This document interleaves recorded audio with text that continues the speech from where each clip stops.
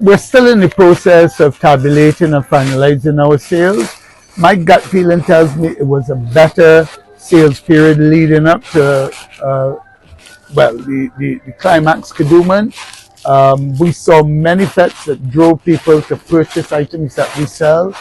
The bands this year, albeit it was far too small, we only had 8 bands that were judged in Grand Kadooment, and that doesn't augur very well for a festival that's meant to be keeping people and representing the culture. The reality is that all of these bands are market driven. Their customers want the beads, the feathers, skin exposed, and they have to go in that direction. I completely understand.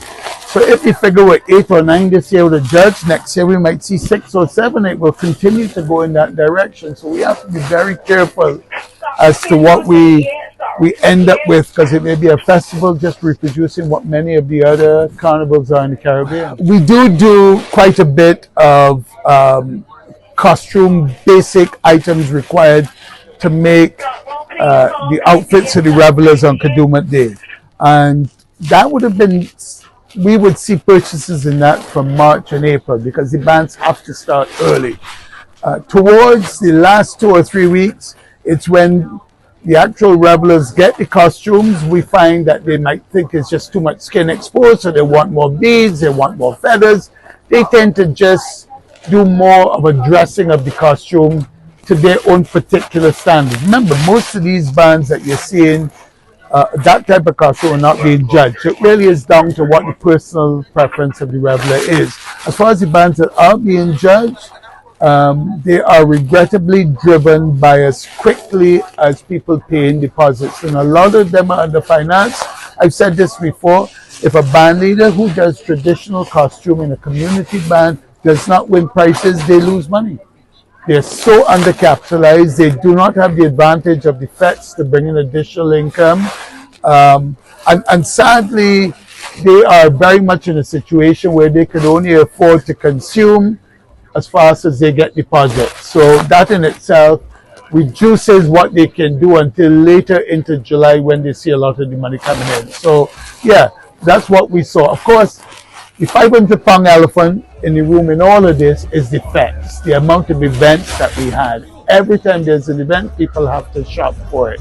Whether it's the nails, the hair, the shoes, makeup, they also need to dress. So we come in that area, and we've seen a very nice uptick every year going in that direction. It's not a secret. Look at the number of events we had this year. And from what I've been told, each of them was successful. So that really is where the growth of the festival is going in my mind. For next year, what are you looking towards in terms of any changes you guys want to make going into next year's festival? There needs to be a formula where the smaller bands are being identified, especially in Grand Kadooment, and they get greater assistance from government. If they don't, we will find in 5 years they don't exist. They just do not have the capital to get started. They do not have access to the sponsorship, because the sponsor says you have 200 people in your band, the other guy has 1,500 people in his band. It's a no-brainer. He wants to go after the one that has more eyes on his product. So that tends to do it. Whether or not these smaller bands can get together, instead of offering themselves as one band to sponsor, the 3 of them that present themselves and say, look, now we have critical mass. We have 700-800 people. That might be a way to go, and that way the sponsor feels he has a greater opportunity for people to see his products. I would think that financing, or upfront financing, is very important. I think the reality is that if you're looking for culture in Kadooment, the growth is going to be in Kiddies. There is no question in my mind, the Kiddies was spectacular this year.